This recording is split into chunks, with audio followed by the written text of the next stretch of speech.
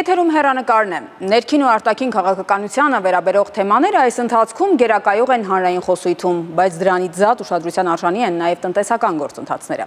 Ուստի հեռանկարի այսօրվա հաղորդման ընթացքում կանդրադառնանք Հայաստանի տնտեսական զարգացման, ռիսկերի եւ հնարավորությունների հարցերին։ Այդ թեման կքննարկենք տնտեսագետ, պետական տնտեսագիտական համալսարանի պրոֆեսոր Ատոմ Մարգարյանի հետ։ Շնորհակալություն, պարոն Մարգարյան, մեր հրավերը ընդունելու համար։ Ցանկացած բանից խոսելուց թերևս պետք է սկսել ախտորոշումից։ Այս պահին մասնագետը երբ նայում է տնտեսական գործընթացներին, ինչպես այն գնահատում։ Մեր տնտեսական համակարգը կարելի է ասել դիմակայուն է այն ռիսկերին ու մարտահրավերներին, գոնե ֆորմալ, վիզուալ առումով, որոնք առկա են եւ ներքին եւ արտաքին բնույթի եւ այն ինդիկատորները, ցուցիչները, որոնք ներկայացնում են տնտեսական աճը, գնաճը, զբաղվածությունը եւ մի շարք այլ մակրոտնտեսական ցուցանիշներ իհարկե տանելի տիրույթում են, բայց կառուցվածքային առումով, որակական առումով, ներառականության առումով մենք խիստ խոցելի տնտեսություն ունենք, կայունության առումով կարելի ասել այո, ֆինանսական առումով կայուն է, բայց այդ հավասարակշռությունը անկայուն հավասարակշռի իրավիճակ է։ Համառոտ այսպես կարելի է նկարագրել մեր տնտեսական համակարգի վիճակը։ Դա կախված է ներքին գործընթացներից թե արտաքին ազդեցություններից։ Առաջին հերթին իհարկե ներքին, սպոնտան, ես կասեի տասնամյակների զարգացման արդյունք է, ձևախեղված հատկապես կառուցվածքը, այսինքն այն եկամուտները, որոնք գոյանում են տնտեսության տարբեր ոլորտներում եւ ագրեգավորված որպես մակրոտնտեսական ցուցանիշներ ներկայանում են, այդ ոլորտները հիմնականում ավելացված արժեքի ցածր մասաբաժին ստեղծող ոլորտներ են, սա մեկ, հիմնականում առևտրի, ծառայությունների, շինարարության, խաղերի, վերարտահանումների, այսինքն սրանք ոլորտներ են, որոնք հիմնարար ֆունդամենտալ աշխատատեղեր ունեցող ոլորտներ չեն եւ ըստ էության ապագայի տեսանկյունից, ստրատեգիական տեսանկյունից, մրցունակության տեսանկյունից բավականաչափ խոցելի են։ Մասնավորապես այն դրայվերները, այն շարժիչները տնտեսական աճի, որ կապված էին ռուս-ուկրաինական պատերազմի հետևանքով կապիտալի մեծ հոսքերի, ռելոկանտների եւ իրենց հետ նաեւ գումարների ներհոսքի, ինչու՞ չէ նաեւ տեխնոլոգիաների ներհոսքի, նաեւ Հայաստանի վրայով դեպի Ռուսաստան վերարտահանումների հետ դրանք մեծ շրջանառություններ էին, բայց հասկանալի է դրանք ժամանակավոր են, արդեն երևում է վերջը, արդեն մարմրում են այդ գումարները, կապիտալի նաև արտահոսք կա, փախուստ կա, եթե այսպես ասենք, այդ սուբյեկտների ակտիվությունների նվազման հետևանքով կամ ուղղակի երկրից հեռանալու հետևանքով այս ամենը լուրջ ռիսկեր է ստեղծում եւ առաջիկա արդեն տարիներ այս իմաստով մեր ֆինանսական համակարգը կարող է դարձնել խոցելի։ Հիմա պարզ էր, որ ի սկզբանե դա ժամանակավոր է, այդ հոսքը լինելու է, բայց ի վերջո կանգ է առնելու։ Ինչն է պատճառը, որ նաև տարիների ընթացքում եղած խնդիրներից խոսեցիք, ինչն է պատճառը, որ մենք չենք գնացել ավելի շատ ավելացված արժեք ստեղծելու ճանապարհով եւ չենք գնացել այդ մենք հասածը շատ հարաբերական է։ Խոսքը վերաբերում է առաջի հերթին աշխատած կառավարություններին, նրանց քաղաքականություններին։ Այդ քաղաքականությունները խոցելի են եղել այն իմաստով, որ միտված չեն եղել երկարաժամկետ ռազմավարական ծրագրերին։ Կառավարումը եղել է ըստ էության իրադրային, այսրոպեական, այն ժամկետի մեջ, որով սահմանափակված է քաղաքական առումով տվյալ օրվա կառավարության գործունեությունը, քաղաքականացված է եղել, միտված վերարտադրվելու այսպես ասած ընթացիկ նպատակներին, իսկ երկարաժամկետ ծրագրերը, երկարաժամկետ ներդրումները ենթադրում են այսպես ասած հորիզոնից դեպի այն կողմ հայացքներ եւ նաեւ հատկապես ռեալ սեկտորի արդյունաբերություն, բարձր տեխնոլոգիական սեգմենտ եւ հիմնային ճյուղեր հիմնային այսպես հանքարդյունաբերող ճյուղերի վերարտադրողական երկարաժամկետ ծրագրեր, ավելացված արժեքի, այսպես ասած, մասնաբաժնի ավելացման ուղղությամբ, ենթադրենք պղնձամոլիբդենային համակարգի, ենթադրենք հանքային արդյունաբերության այլ ոլորտների, բայց մենք այդպիսի ծրագրեր մենք չենք տեսել, պետությունն ըստ էության կառավարությունները ըստ էության միտված են եղել կայունություն հավասարակշռի իրավիճակը պահելու այսպես ասած գործողություններին, քան թե երկարաժամկետ ծրագրերին։ Շատ դեպքերում որոշները աշխատել են ինձնից հետո թեկուզ ջրեղեղ։ Ենթադրենք ես այսօր կայունությունը կուտակելու համար պարտքը կկուտակեմ, իսկ թե վաղվա կառավարությունը, վաղվա իշխանությունը ինչպես է մարելու այդ պարտքը, դա իմ գործը չէ։ Մոտավորապես այսօր այդպիսի իրավիճակ է։ Հիմա դուք նաև հարցերն եք առաջադրում ինչ ուղղությամբ պիտի ընթանալ։ Հիմա խնդրում եմ ասեք, որոնք կարող են լինել առաջնահերթությունները եւ ինչի վրա կարելի է հիմնվել ռազմավարական երկարաժամկետ այդպիսի պլանավորում իրականացնելու համար։ Ընդհանրապես տնտեսությունը չի կարող վիրտուալ լինել, չի կարող տեսական կոնցեպտների վրա կառուցված լինել, չի կարող տնտեսական քաղաքականությունը բացառապես մեյնսթրիմի, այսինքն միջազգային ֆինանսական կառույցների կողմից թելադրանքների վրա կառուցված լինի, այլ մենք ապրում ենք շատ բարդ միջավայրում, բարդ պատմաքաղաքական այսպես ասած իրողությունների պայմաններում, ես կասեի ռազմաքաղաքական իրողությունների պայմաններում եւ իշխանությունների կառավարության, հատկապես ու կենտրոնական բանկի վարկագիծը պետք է բխի այդ մարտահրավերներից։ Ցավոք, թե նախորդ ես կարող եմ իհարկե որոշ բացառություններ բերել, բայց հիմնականում բոլորը, այսպես ասեմ, adekvat չեն եղել այն ընթացիկ մարտահրավերներին եւ միջին երկար ժամկետ մարտահրավերներին, որոնք ուղղակի մեր երկիրը ներառյալ Արցախը պարուրել են տասնամյակներ շարունակ։ Խոսքը սրա մասին է։ Ինչ պետք է անել, իհարկե, պետք է բերել adekvatության դաշտ վարկագիծը կառավարության, խոշոր բիզնեսի, որտեղ նրանք եւս խաղացողներ են, օրակարգ ձևավորող թելադրողներ են, նրանք են ձևավորում բյուջեն, նրանք են ձևավորում ըստ էության այն ռեսուրսային բազան, որի ման վրա գործում է տվյալ կառավարությունը։ Պարզապես պետք է երևի ամեն օր հիշեցնել, թե ինչ մարտահրավերներ կան, ինչպիսին էին դրանք 18-ին, 19-ին, 20-ին, նրանք շատ լավ տեսնում էին հակառակորդը դեպի ուր է տանում իրավիճակը, իրադրությունը, ինչպիսի ծախսեր է անում ռազմական, ինչպիսի տեխնիկայի եւ այլն ձեռքբերումներ է անում, մերոնք ինչ էին անում։ Պատերազմը եղավ եւ թվում էր, թե այդ adekvatությունն այնուամենայնիվ կսկսի դրսեւորվել, բայց ինչ արեց այս կաբինետը, ինչպիսի ծախսեր է արել, եթե նայենք 20 թվականից այս կողմ ռազմական բնույթի եւ ինչ ծախսեր է արել եւ անում մեր հակառակորդը եւ չի էլ թաքցնում իր ուղակի զավթողական նկարտումները։ Այս ուրեմն միայն հարցադրումը բավական է, որպեսզի գնահատականը լինի իսկապես adekvat։ Այս տարվա համար ենթադրենք Ադրբեջանը պատրաստում է ծախսել շուրջ 5 միլիարդ դոլար ռազմական նպատակներով, մեր ռազմական ծախսը կարող է լինել լավագույն դեպքում միլիարդ 700 միլիոն դոլար։ Այստեղ եթե դու պարիզետը ամեն գնով չպահպանեցիր, չփորձեցիր հավասարակշռությունն ապահովել, կամ եթե դու չես կարողանում դա անել, դա պետք է անել դաշնակիցների միջոցով։ Մեր դաշնակիցները հատկապես տնտեսական ոլորտի, որ ռեսուրսներ կարող են գեներացնել եւ տրամադրել, ինչու՞ չէ նաեւ ռազմատեխնիկական, Եվրասիական տնտեսական միության այսպես ասած շրջանակներում են սա մեկ եւ երկրորդը մեր հարևան Իրանն է։ Ինչ է արվել այս իմաստով, ինչպիսի տնտեսական ռեսուրսների, ֆինանսական ռեսուրսների մոբիլիզացիա է իրականացվել։ Այս հարցերի պատասխանները ցավոք, այսպես ասած, դրական կոնտեքստի մեջ չեն։ Ես ընդամենը մեկ ասպեկտ նշեցի, թե ինչ պետք է անել։ Այ օրինակներով կարող ենք առավել ներկայացնել, թե ինչ կարելի էր անել, ինչը չի արվել արդեն հասկանալի է, բայց ինչպես կարելի էր գնալ։ Եթե դուք էիք խորհուրդ տվողը, ապա ինչ ուղղություններով կասեիք, որ գնալ։ Գիտեք ինչ, այս տիպի տարածաշրջաններում ռիսկային, գերռիսկային մենք կարող ենք անալոգիաները, նմանակումները դնել եւ առաջ գնալ։ Ենթադրենք ինչպիսին էր Իսրայելի պետության կարգավիճակը ընդամենը 10 միլիոնանոց այդ երկրի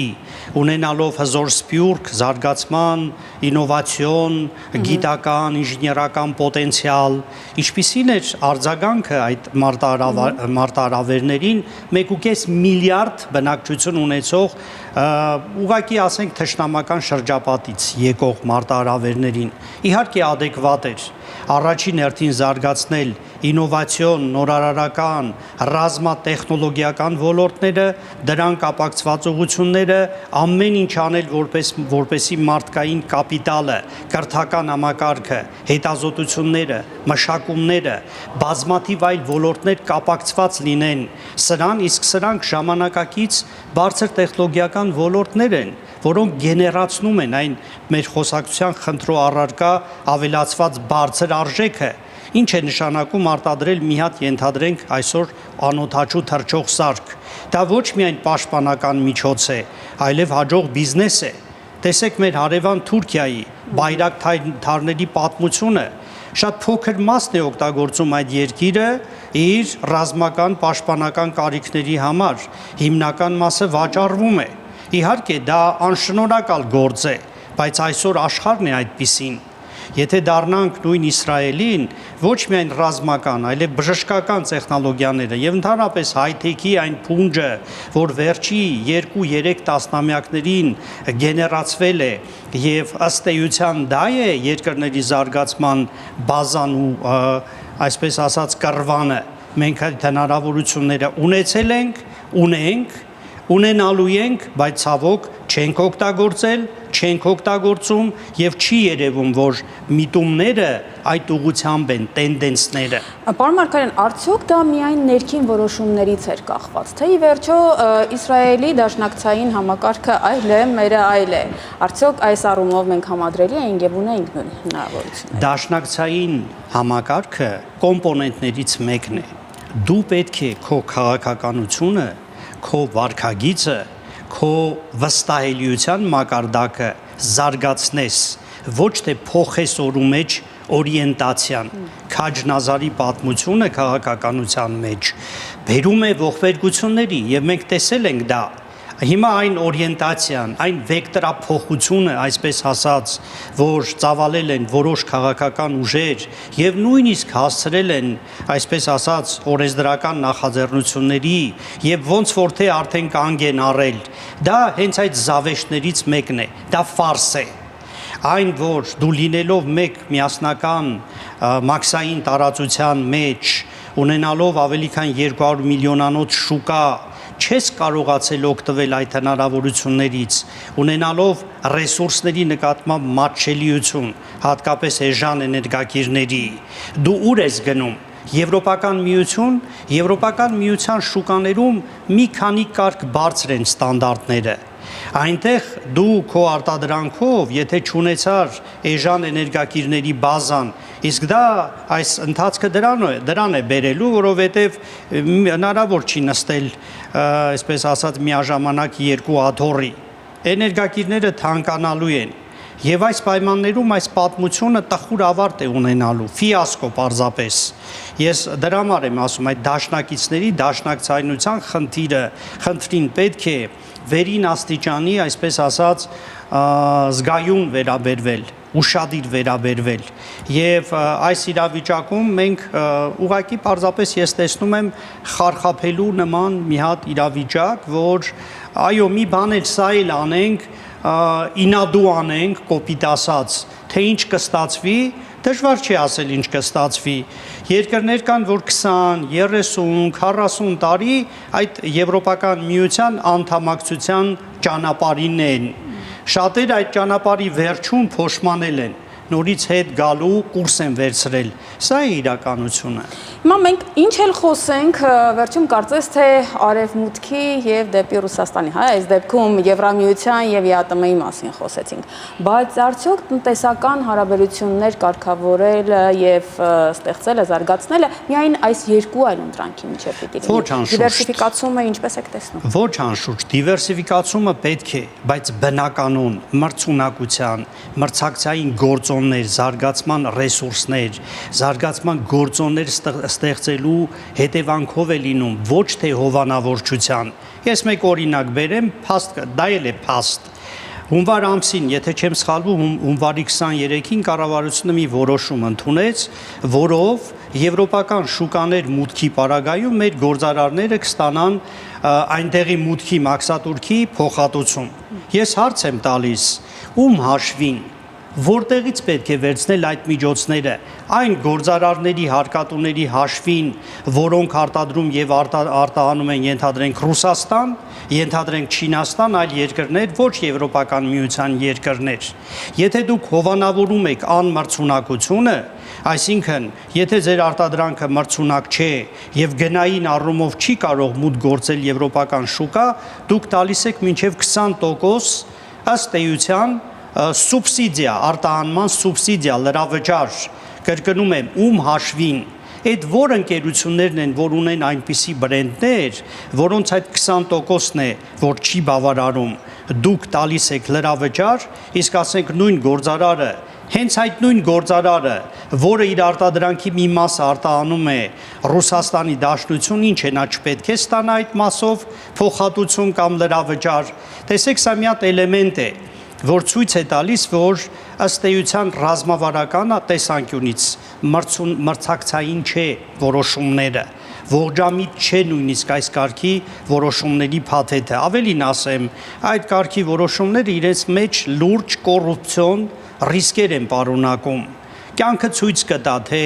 այդ որ ընկերություններն էին, որ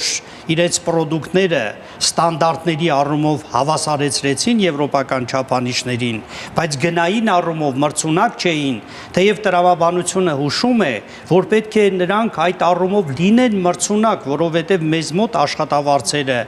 մեկ կարգ ցածր են, դա բնական քո մրցունակության բազան է։ Այդ ինչու այդ մրցակցային դիրքերից դու չես կարողանում, ընդ որում ավելի էժան են էներգակիրները։ Հայաստանում մեզ մոտ մուտքի մոտ 1000 խորանարդ $175 է, մուտք լինում բնական գազը, իսկ Եվրոպական միությունում գիտենք, առնվազն 3, 4, 5 անգամ ավելի թանկ են գազը, էլեկտրաէներգիան եւ այլն։ Այդ ինչու է այդ դեպքում տրամադրվում արտահանման սուբսիդիա դեպի եվրոպական երկրներ։ Սա նոնսենս է ու աբսուրդ է։ Այս օրինակը շատ խոսուն է։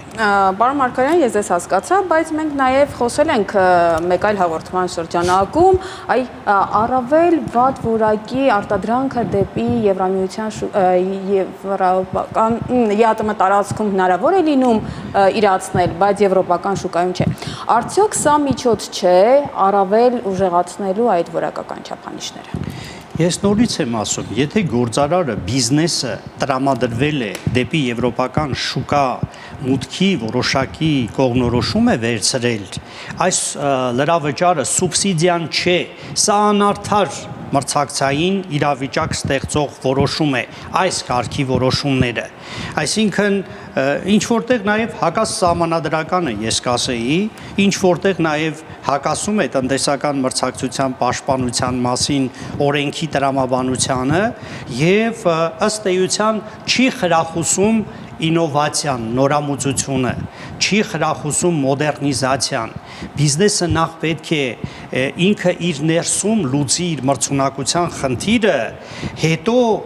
դուրս գա շուկա, այդ շուկաները տարբեր են։ Ինչու ոչ չինական շուկա կամ հնդկական շուկա,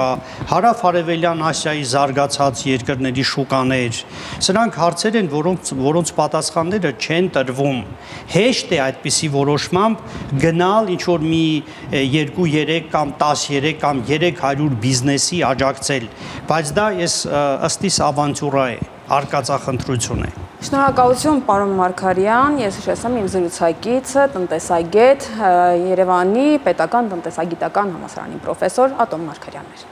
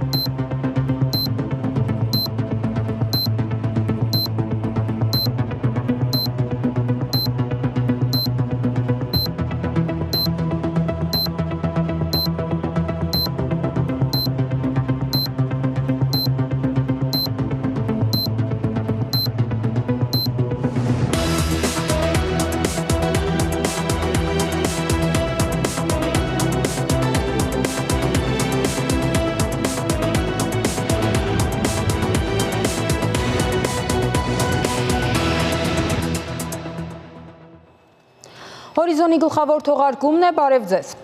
Վարչապետ Նիկոլ Փաշինյանը հարցազրույց է տվել թուրքական լրատվամիջոցներին, այս մասին վարչապետը գրել է Facebook-ի իր էջում և տեսանյութ հրապարակել։ Վարչապետ Նիկոլ Փաշինյանը հեռախոսազրույց է ունեցել Եվրոպայի խորհրդի գլխավոր քարտուղար Ալեն Բերսեի հետ։ Զրուցակիցները քննարկել են Հայաստան-Եվրոպայի խորհուրդ գործընկերությանը կազմակերպության աջակցությամբ Հայաստանում իրականացվող բարեփոխումներին վերաբերող հարցեր։ Անդրադարձ է կատարվել նաև Հայաստանի և Ադրբեջանի միջև խաղաղության հաստատմանը և տարածաշրջանային կայունությանը վերաբերող հարցերի։ Հայաստանի արտաքին գործերի նախարար Արարատ Միրզոյանը Հնդկաստանում է Նյու Դելիում։ Նախարար Միրզոյանը մասնակցել է համաշխարհային հարցերով հնդկական խորհրդին, որտեղ իր ելույթում անդրադարձել է ինչպես Հայաստանի և Հնդկաստանի միջև երկկողմ հարաբերություններին, այնպես էլ տարածաշրջանային խաղաղության հարցերին։ Խորհրդից հետո Միրզոյանը հանդիպել է նաև Հնդկաստանի արտաքին գործերի նախարարի հետ։ Հայաստանի արտգործնախարարի այցը Հնդկաստան տեղի է ունենում խորհրդանշական պահի բարեկամության և համագործակցության պայմանագրի ստորագրման 30-ամյակի կապակցությամբ։ Մինչ Նյու Դելհի մեկնելը նախարարը նշել էր, որ ակնկալում է քննարկումներ, որոնք կխորացնեն համագործակցությունը և կբացահայտեն նոր ոլորտներ։ Համաշխարհային հարցերով հնդկական խորհրդի նիստում էլ Արարատ Միրզոյանը իր ելույթի սկզբում ընդգծել է երկու երկրների ռազմավարական կապերի զարգացման մեծ ներուժը։ Թեև տնտեսական ակտիվությունն աճում է, այն դեռևս չի հասել ցանկալի մակարդակների։ Մենք նպատակ ունենք առաջիկա տարիներին էապես մեծացնել երկկողմ առևտրի ծավալները, կենտրոնացնելով մեր ջանքերը հայկական ընկերություններին Հնդկաստանի հետ գործարար կապեր հաստատելու հնարավորություններ ընձեռելու վրա։ Հայաստանում մոտ 3000 հնդիկ ուսանող է սովորում, հիմնականում բժշկական մասնագիտություններով։ Այս մասին նշելով Միրզոյանը ընդգծել է, որ դեպի ծով ելք չունեցող երկրների համաշխարհային շուկան ինտեգրվելու համար կարևոր է ազատ տեղաշարժի խոչընդոտների վերացումը։ Ըստ նախարարի, Հայաստանը մեծ ուշադրություն է դարձնում հյուսիս-հարավ տրանսպորտային միջանցքին և Չաբահար նավահանգստի զարգացմանը, խթանելով Հայաստան-Հնդկաստան-Իրան եռակողմ համագործակցությունը։ Խոսելով տարածաշրջանային խաղաղության մասին, նա մեջ բերել է Մահաթմա Գանդիի խոսքերը. «Չկա ճանապարհ դեպի խաղաղություն, խաղաղությունն է ճանապարհը»։ Հայաստանը ներգրավված է Ադրբեջանի հետ խաղաղության գործընթացում եւ այսօր ավելի քան երբևէ մենք մոտ ենք խաղաղության պայմանագրի ստորագրմանը։ Մի փաստաթղթի, որի միջոցով երկու երկրների միջև միջպետական հարաբերություններ կհաստատվեն, հիմնված ինքնիշխանության, տարածքային ամբողջականության, սահմանների անձեռնմխելիության եւ ուժի կամ ուժի սպառնալիքի չկիրառման սկզբունքների հարգման վրա։ Կարևոր է նշել, որ անցյալ տարի երկկողմ բանակցություններն արդեն հանգեցրին Հայաստանի եւ Ադրբեջանի միջև սահմանազատման կանոնակարգի ստորագրմանը, ճանաչելով 1991 թվականի Ալմա-Աթայի հռչակագիրը որպես սահմանազատման հիմք։ Մենք հաջողությամբ արդեն սահմանազատել ենք ավելի քան 12 կիլոմետր սահման եւ աշխատում ենք գործընթացի արդյունավետ շարունակության ուղղությամբ, ինչը զգալիորեն նպաստում է տարածաշրջանային կայունությանը։ Հայաստանի արտգործնախարար Արարատ Միրզոյանը նշել է, որ Հայաստանը Ադրբեջանին առաջարկել է տրանսպորտային ենթակառուցվածքների ապաշրջափակման ու սպառազինությունների վերահսկման մեխանիզմներ, որոնք կնպաստեն երկու երկրների միջև փոխադրումների եւ անվտանգության բարելավմանը։ Չնայած կառուցողական առաջարկներին, նա ընդգծել է, որ Ադրբեջանը շարունակում է տարածել տարածքային պահանջներ արևմտյան Ադրբեջան նարատիվի միջոցով։ Դեռևս կան հումանիտար խնդիրներ, այն է պահվող անձանց ազատ արձակումը։ Մինչ մենք խոսում ենք այստեղ, Ադրբեջանում կամայականորեն կալանավորված 23 հայերի նկատմամբ բեմադրված դատավարություններ են տեղի ունենում, անտեսելով մարդու իրավունքների չափանիշները եւ պատշաճ դատական գործընթացը։ Խոսելով հայ-թուրքական հարաբերությունների մասին նախարարը հայտնել է, որ Հայաստանը շարունակում է բանակցությունները Թուրքիայի հետ հարաբերությունների կարգավորման ուղղությամբ։ Վստահ լինելով, որ դիվանագիտական հարաբերությունների հաստատումն ու սահմանների բացումը կբարձրացնեն տարածաշրջանային խաղաղությունը։ Իր ելույթում արտաքին գործերի նախարարը ներկայացրել է նաև խաղաղության խաչմերուկ ծրագիրը։ Նախագծի էությունը ենթադրում է հարավկովկասյան բոլոր երկրների միջև հաղորդակցության զարգացում, վերանորոգված եւ նոր ճանապարհների, երկաթուղիների, խողովակաշարերի, մալուխային կապերի եւ էլեկտրահաղորդման գծերի միջոցով։ Տարածաշրջանային տրանսպորտային ենթակառուցվածքների ապաշրջափակման շուրջ բանակցություններում Հայաստանն առաջնորդվում է համապարփակ մոտեցման, ներառականության, տարածաշրջանային երթուղիների ոչ խտրական օգտագործման եւ բոլոր շահագրգիռ կողմերի համար բարգավաճ ապագայի կառուցման հնարավորության տեսլականով։ Ամփոփելով իր ելույթը նախարարը նշել է, որ Հայաստանը շարունակում է սերտ հարաբերություններ Վրաստանի եւ Իրանի հետ, ամրապնդելով ռազմավարական գործընկերությունը։ Նա ընդգծել է նաև Միացյալ Նահանգների եւ Եվրամիության հետ ակտիվ երկխոսությունը, ինչպես նաև Եվրամիության հետ նոր գործընկերության օրակարգի մշակումը։ Միրզոյանը հավելել է, որ Հայաստանը հավասարակշռված արտաքին քաղաքականություն է վարում, ինչպես Հնդկաստանի ռազմավարական ինքնավարությունը, եւ Հայաստանի եւ Հնդկաստանի համագործակցությունը ունի մեծ ներուժ։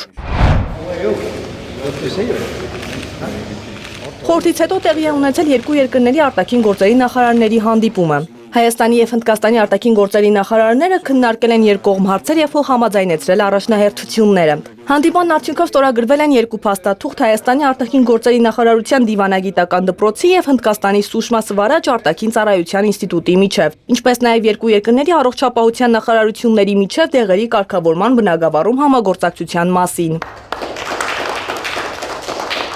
Տիպսիմե Ավակյան, Հորիզոն։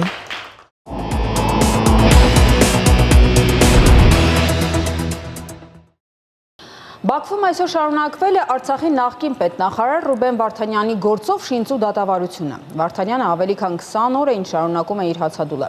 Ի համերաշխություն Բաքվում ապօրինաբար դատվող հայ ռազմագերիների Եվրոպայում տարբեր ակցիաներ են տեղի ունեցել։ Թեմային հետևել է Արտյոմ Երկանյանը։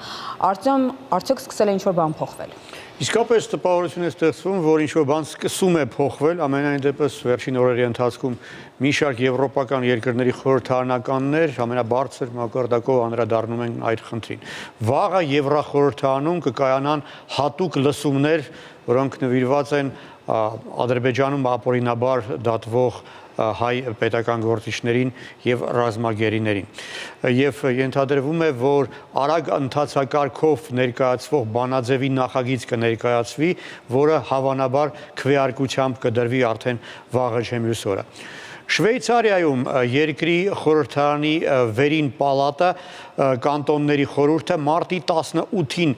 քննարկում կկազմակերպի նույնպես գերիների եւ ընդհանրապես Արցախյան խնդրի վերաբերյալ։ Հիշեցնեմ, դեռևս անցած տարվա հոկտեմբերին Շվեյցարիայի խորհրդարանի ստորին պալատը ընդունել էր բանաձև, որով կոչ էր անում կառավարությանը կազմակերպել միջազգային կոնֆերանս, որի նպատակը պետք է լիներ նպաստել դրան, որպեսզի Արցախի հայերը վերադառնան հայրենիք միջազգային երաշխիքներով։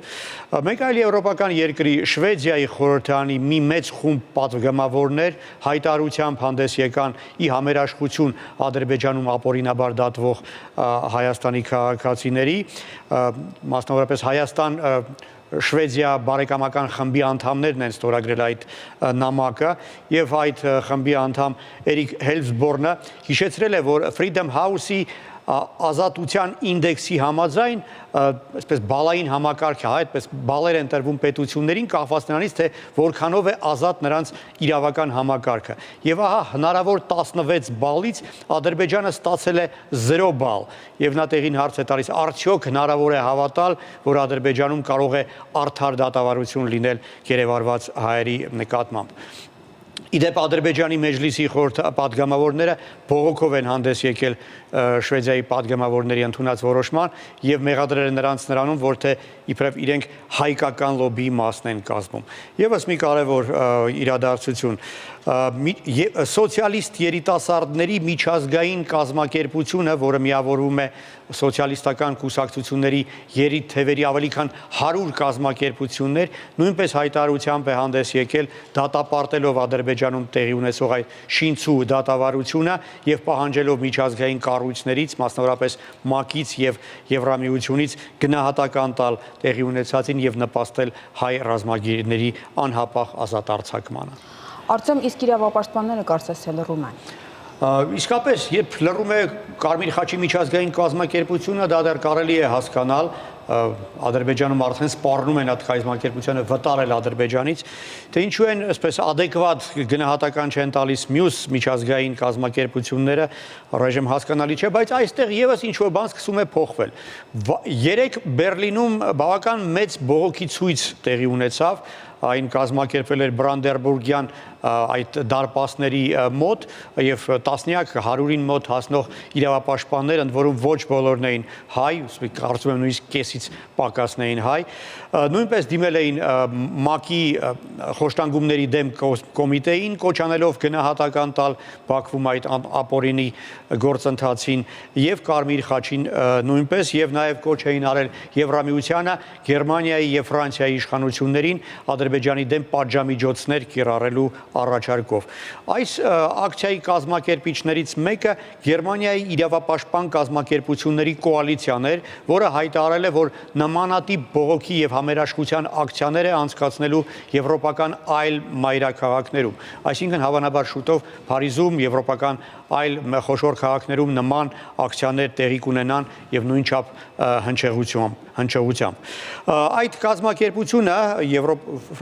Գերմանիայի իրավապաշտպան կազմակերպությունների կոալիցիան դիմել է Եվրոխորհրդանին պաշտոնական պետիցիայով կոչ անելով պատժամիջոցներ կիրառել Ադրբեջանի դեմ։ Կարևոր էր նաև այն, որ պակիստանցի հայտնի իրավապաշտպան Սեիդա Գուլամ Ֆաթիման հայտարարել էր, որ մտադիր է մեկնել Բաքու ներկա լինելու համար այդ դատական պրոցեսին։ Դե բնական է, որ կարգել են, բայց այդ բացասական պատասխանը եւս կարծում եմ հնչեղություն կտա գործին եւ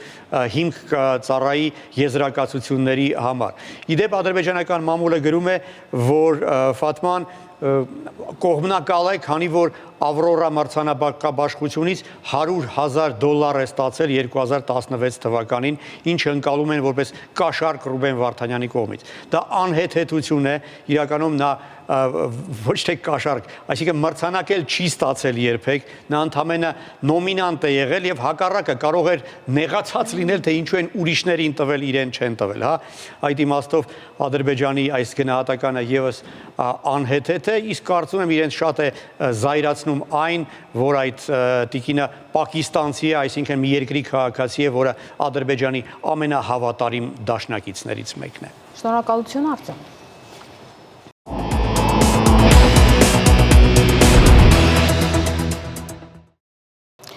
Պետական եկամուտների կոմիտեի նախագահ Էդուարդ Հակոբյանը աշխատանքային այցով եղել է Գոգավան մաքսային անցման կետում, շրջել տարածքում, մաքսային ծառայության աշխատանքային գործընթացների կազմակերպմանը տեղում հետևելու նպատակով։ Կոմիտեի ղեկավարին ներկայացվել են անցագետի ամբողջ ենթակառուցվածքը, ընթացակարգերի կիրառման ու կազմակերպման հերթականությունը, ինչպես նաև գործարկված էլեկտրոնային համակարգերը։ Պետնախագահը այնուհետև շրջայց է կատարել Սևան եւ Հրազդան քաղաքների հարկվճարողների սպասարկման սրահներում, ծանոթացել ստորաբաժանումների գործառույթների պատշաճ իրականացման գործընթացին, ինչպես նաև քննարկվել են քաղաքացիներին եւ տնտեսվարողներին հարկային ոլորտում իրականացվող բարեփոխումների պայմաններում աջակցելու գործիքակազմի ընդլայնման եւ բարելավման ուղիները։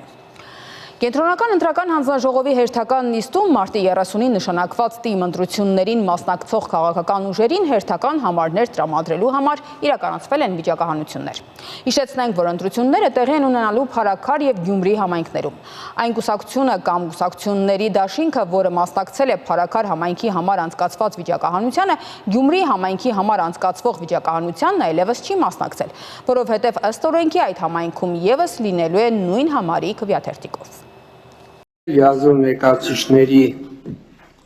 մասնակցությամբ իրականացված վիճակահանության արդյունքում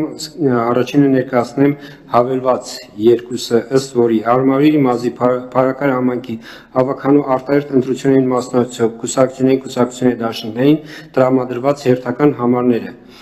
Համար 1 քաղաքացիական պայմանագիր կուսակցություն, համար 2 միասնություն կուսակցությունների դաշինք, համար 3 ազգային առաջընթաց կուսակցություն եւ համար 4 կայունություն կուսակցություն։ Եվ հավելված համար 4-ը Շիրակի մարզի Գյումրի համայնքի ավականու արտահերթ ընտրություններին մասնակցող կուսակցությունների դաշինքներին տրամադրված հերթական համարները։ Համար 1 քաղաքացիական պայմանագիր կուսակցություն, Համար 2 Հայաստանի կոմունիստական կուսակցություն, համար 3 ապրելու երկիր կուսակցություն, համար 4 Մայր Հայաստան կուսակցությունների դաշինք, համար 5 Հայաստանի աշխատավորական սոցիալիստական կուսակցություն, համար 6 Եվրոդաշինք կուսակցությունների դաշինք, համար 7 Դեմոկրատական այլընտրանք կուսակցություն, համար 8 Մեր քաղաքը կուսակցությունների դաշինք, համար 9 Իմ զոր համայն կուսակցություն։ Վարդանյան ընտանիք բարեգործական հիմնադրամի ջանքերով ստեղծված բարերար ԿՏԵՄ նոր կայքը եւ հավելվածը, որոնք շահույթ չեն հետապնդում, արդեն 6 ամիս է հնարավորություն են տալիս անմիջականորեն առանց որևէ միջնորդի օգնել երեխա ունեցող սոցիալապես ծայրահեղ ծանր վիճակում գտնվող ընտանիքներին։ Իդեպ կայքում եւ հավելվածում յուրաքանչյուր երկուշաբթի տեղադրվում է նոր ընտանիքի մասին պատմող տեսանյութ։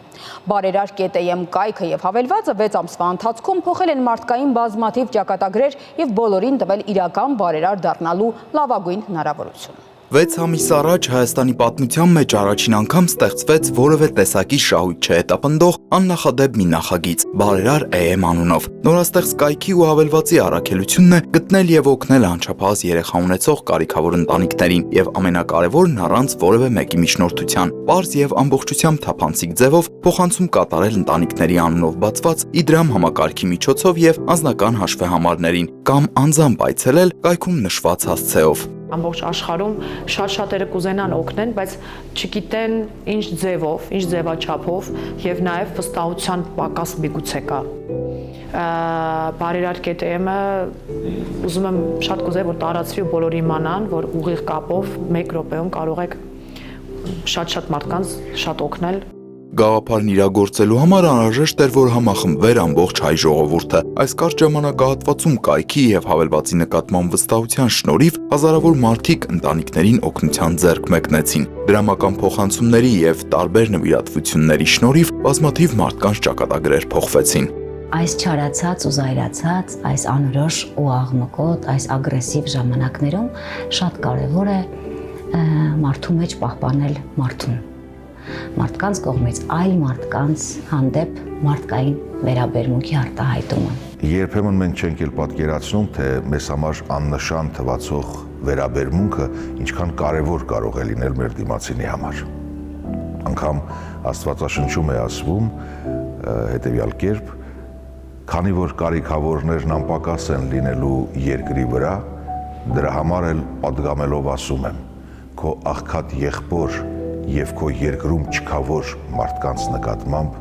առատաձեռն եղիր։ Ընտանիքներին օգնելու ցանկություն հայտնեցին ինչպես շարքային քաղաքացիներ, այնպես էլ հանրության կողմից սիրված եւ ճանաչված արտիստներ՝ Լուիզա Աղամբարյանը, Հարություն Մովսիսյանը, Միքայել Պողոսյանը, Էվելինա Շահիրյանը, Սոնա Ռուբենյանը, Իվետա Մուկուչյանը եւ մի քանի տասնյակ հայտնի այլ արտիստներ իմանալով նորաստեղծ հարթակի բարերար ԵՄ-ի մասին անմիջապես արձագանքեցին, օգնելու սոցիալապես անապահով ընտանիքներին։ Ես վստահ եմ, որ ցանկացած աշխատող մարդ իր աշխատածից որոշ չափ կարա հատկացնի կարիքավոր մարդկանց, այն մարդկանց, ովքեր որ այս պահին իրենց մոտ ինչ-որ բան դժվար է ընթանում, վստահ եմ, որ բոլորը կարող են անել ու անպայման արեք բարեգործություն, որովհետև դրանից մեծ հաճույք երևի թե չստանաք կյանքից։ Անում ես ոչ թե դա ցուցադրելու մանավանդ թե գործը վերաբերում է բարեգործության, դու անում ես քո համար ու բնականաբար այդ անելուց հետո քեզ շատ լավ ես զգում, որ կարողացել ես գոնե այսքան օգնել որևիցե մեկին։ Բարեգործությունը յուրահատուկ սիրո դրսևորում է, որն արտահայտվում է ամենապարզ քայլերի միջոցով։ Միմյանց օգնելու գաղափարն այս ընթացքում վարակեց բազմաթիվ մարդկանց։ Այսօր էլ նրանք են փորձում իրենց օրինակով մյուսներին էլ ուղղորդել դեպի աստվածահաճո մարդկային փոխհարաբերություններ։ Ես ամբողջ սրտով, ամբողջ մտքով եւ հոգով ողջունում եմ բարերար ԿՏԵՄ-ի մարդասիրական եւ մարդանվեր գործունեությանը, որը խթան է հանդիսանում այն մարդկանց, ովքեր ունեն սիրո, ջերմության եւ օգնության կարիք, հնարավորինս օգնել այդ մարդկանց այս արևի տակ իրենց բաժին արևը ապրելու։ 6 ամիսը դեռ միայն սկիզբն է։ Համազգային եւ համընդհանուր համախմբվածության շնորհիվ կյանքի դժվարին պայմաններում հայտնված բազմաթիվ ընտանիքներ դեռ ոտքի կանգնելու եւ լիարժեք կյանք վերադառնալու հնարավորություն ունեն։ Պարզապես անհրաժեշտ է, որ մեզանից յուրաքանչյուրը շաբաթական գոնե մի կտոր հաց, կիսի կամ 100 դրամ առօրյա ծախսերից մի կողմ դնի եւ փոխանցի այն ընտանիքների երեխաներին, որոնք դրա կարիքն ամենից շատ ունեն։